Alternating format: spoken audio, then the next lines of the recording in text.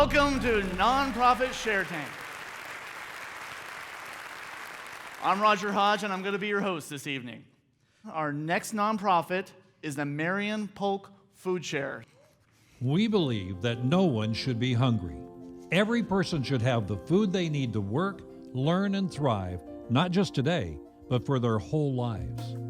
That's why Marion Polk Food Share delivers food to hungry families today and invests in long-term solutions to hunger. Hands-on experience growing, eating, and sharing healthy, fresh food can transform our community. Please join us to create a better tomorrow, beginning today. Welcome, MPFS folks here. You are number one on our list of charities because if you can't eat, you can't do anything else. Welcome tonight. Thank you very much. My name is Jared Hibbert Swanson, and I manage the Marion Polk Food Share's Youth Farm program. Before I tell you about the Youth Farm tonight, I actually want to start by telling you about one of our kids on the Youth Farm, a kid named Tony, who joined the farm 3 years ago during our first season. Tony had moved around a bit as a kid, and he ended up living here in Salem with his grandparents. Here he is on the end of the screen in gray. And Tony was looking for a place where he felt like he fit in, and he knew he could be productive and could give back. To work on our farm, you have to get there early, though. 8 a.m. on weekdays, and we start at 6 a.m. for harvest on Saturdays. And Tony didn't always have a reliable ride, which meant that he had to get up extra early, 4 a.m., and walk 4 miles to get to the farm. And he did it reliably every Saturday without complaint. And in fact, most Saturdays he would offer to stay on for an extra shift because Tony knew that if he went back home, he probably wasn't going to be doing much of anything. But if he came to the farm, he was helping to feed people. Hi, I'm Rick Gappo. I'm the CEO of Marion Polk Food Share. And we're here to ask you to invest $62,000 into the youth farm, to invest into the youth of our community, to give them an amazing hands-on experience growing healthy food that really does transform their lives and makes our community a better place to live. We believe nothing good happens when you're hungry. Stress levels go up. Hope goes down. Kids don't do as well in school. Families don't function as well together. And thankfully, with the help of thousands of community members, we're able to make sure that everyone has access to good, healthy food today. And while we're doing that, we're also working on some really innovative, long-term, high-impact solutions like the Youth Farm. Our Youth Farm is an urban farm that invests in kids like Tony, teaches them how to grow food, and helps them grow into community leaders. Over the past 3 years, I've had the pleasure of working with lots of kids on the farm. And one thing I've learned is that most teens don't like feeling unproductive and overlooked. In fact, they're pretty confident that they have something to offer. They just haven't found the space to show that yet. They need a little encouragement, and they need the space to grow. Every kid finds something different at the farm, really. I remember one young woman whose family had immigrated here from Mexico, and she'd experienced hunger firsthand as a child. At the farm, she found a place where she could tangibly give back and help make sure that other children didn't experience the same hunger that she had as a child. Now she's actually on a full scholarship to the University of Oregon, where she's studying food security issues internationally. I remember another young man who was interested in improving the environment, but he didn't find a lot of support for that interest at home. In fact, his parents thought it was kind of a waste of time. But at the farm, he found a place where he could engage that interest physically, take care of a piece of land, learn about organic farming. Really, each kid finds something different because at the farm is a place where they can test for themselves and see what they're capable of and explore their interests. And I could talk about our kids all night, really, but it's better if you can hear from one of them directly. My name's Yaneli Hernandez. I'm a junior at Early College High School, and I work at the Youth Farm. I've discovered that the environment is my passion. I've learned about biodynamic farming and crop rotation. My friends say I geek out a lot about farming. If it wasn't for the Youth Farm, I'd probably just be one of those kids that's at home being depressed. You have to have something to hold on to that takes you out of that hole, and the Youth Farm has become that. When I get out here, I feel liberated. I've become more of an open person and someone that just has more confidence. I could say that I've found myself, and the Youth Farm has become something of who I am. We work with a lot of kids like you, Nellie. Kids who are looking for a place to be engaged, looking for a place to belong, and they haven't found it yet. And so someone, a teacher, a counselor, or maybe a fellow youth farmer, knew that student's desire and suggested that they apply to become a youth farmer. So on the youth farm, we grow more than 40 different varieties of fruits and vegetables using organic methods. And we use the product of our kids' labor, their labor, to run a small farm business. We have a weekly booth at the Salem Saturday Market, staffed by our kids. And we also distribute 40 weekly shares to farm subscribers through a CSA program. It's great that the kids get a chance to interact with customers. Shy kids really open up and they learn to talk to adults, which is a unique skill for a teenager, I think. But that's only the story of half of the food that we grow, because another 50% is donated to local food pantries, giving hungry families access to the same fresh, local, organic produce that we sell at the farmers market. Some of our most appreciative customers, however, are the kids themselves. They also get a chance to cook lunch for one another every day on the farm, pulling the food directly out of the field, cooking it on site, and eating together around a table, building friendships over the table as well as out in the field. The youth farm is really the perfect site for kids, young kids, to learn that hard work is rewarded with a bountiful harvest. The exciting news is that the youth farm is moving. We're moving to a new 6-acre site in partnership with Chemeketa Community College.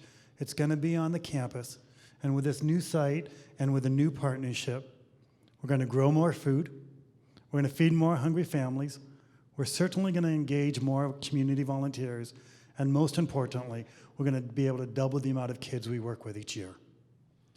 On this new 6-acre site, we anticipate working with 35 kids annually, up from a max of 15 in our previous seasons. We also anticipate tripling our food production, and for the first time, we're going to be able to offer workshops on how to grow food to both adults and young children. To make this new farm run, however, we need some new infrastructure. This winter, we're working on a classroom, some tool sheds, and much more.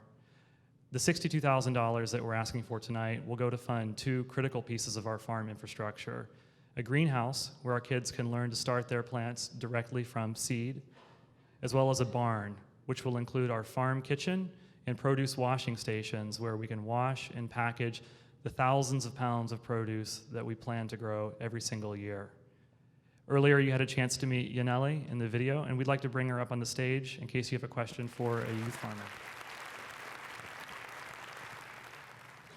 Hi, I'm Yaneli, and the youth farm means a lot to me because it has become like my second home, and it has helped me through so much.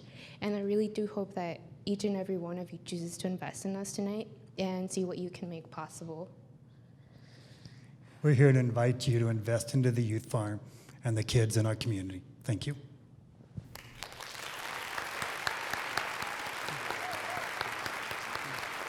Thank you very much, Jared and Rick and Yaneli. And now we're going to turn it right over to the Sharks. So what you folks do is absolutely critical to the community. Working with the kids, doing what you're doing, I'm all behind your mission. My question is, you're doing this besides Chemeketa, and it sounds like you're spending the money on some infrastructure like the greenhouse. How many square feet is the greenhouse? How long is the lease? And how long do you expect the improvements to last? Let me answer the partnership questions, and then the farm questions I'll let Jared answer. So we have a 9-year lease right now with Chemeketa, but the partnership has full intent of going beyond that. Both sides wanted to have an exit clause if something wasn't working out, but it's a 9-year partnership, and we're both going in with enough investment of both energy and infrastructure that there's no reason to believe it's going to last, won't last well beyond that time. And Chemeketa, and we have members from Chemeketa here today who would say this: the youth farm ignited energy within their own school, and specifically within the horticulture department, who says, no, we want this. We want a place where if we have a soil science class, we have a farm now that we can actually go look at soil science, pest management, whatever it is. So Chemeketa has given all signals that they're embracing it and actually have sped up some of their plans because of the youth farm partnership. And Jared, on the kind of the size and stuff. Yeah, the size of the greenhouse, that's a quick one, 800 square feet. If you have more questions about it, I'm happy to answer them. The length of the improvements, the time that the improvements will stand, I guess, was the other part of that question. Well, they'll stand for a very long time. When they happen, depends a little part how generous you guys are today. Yeah, so we're funding these projects, and there's a few, and the barn is the most critical. It's what we have to start with, and then the greenhouse, and then we actually have a couple other projects that we'll build when they're funded, so that we have even richer experience. Rick, I think you said that with this new location that you would be expanding the number of kids you work with on the farm. And what did you base that projection on, or how did you get? Jared, I'm going to let you answer that, but I think we can get a slide up on that. Right there. There you go. Yeah, so in the past, this year was our biggest season in terms of numbers of kids that we were able to work with, which was 15. And the limitation really isn't in terms of staff and the number of adults that we have available to work with the kids. It's primarily about space and infrastructure. That our previous site, we had pretty limited infrastructure and a small field to grow in. And simple things like bathroom space and kitchen space for kids to work in were really at a max, where we couldn't simply get more kids in the kitchen to work that, and there wasn't really even enough sometimes work on the farm for 15 kids to do. With 6 acres, 35 kids, we feel like we will have plenty of planting, weeding, watering, fertilizing, harvesting, with up to 45,000 pounds of produce. And as you can see on the slide here, it's really an expansion in a number of categories, not just the kids that we're working with, but also tripling the amount of produce. And a key point here is the increased access by the public, that it's not just the kids, just the youth farmers that we'll be able to serve, and the hungry families accessing the food. It's also the community at large who will be able to access the youth farm as a hub for learning about growing food for yourself in your own backyard. So most of this is going to infrastructure. And you are receiving about $11,000 this year, I think it was, from what you've raised, the half that you sell, and then another half goes back to Marion Polk Food Share. So if you increase to $45,000, do the sales basically sustain the program? Is the program pretty much self-sustaining? Is basically infrastructure that you need? Short answer is no. So the sales will definitely increase and will offset programmatic cost. But there will be still ways that we have to raise money every year. We believe that community development and kid engagement is worth raising money for, and we think that we have a program that offsets the cost, and yet we'll always be raising money for investing in our kids. I enjoyed your presentation immensely. One of the things I was interested that I didn't hear was how you actually recruit your kids and how they find out about the program. Do you want to tell you how you got in the program? Well, I got in the program by a recommendation of one of my friends, and hearing from her experiences, I felt that I would have had different experiences with my own perspective and would have had something to do for the summer, which I did. And the farm is really open to any teen in the community that's ready to work hard with us. We work with OSU Extension Service to recruit kids from across the district who have a lot of potential but haven't yet found an opportunity or a mechanism to advance that potential and to fully develop it. And those individuals, those students are recruited or identified by counselors or teachers in the school district. You ready to huddle up? Ready to school up?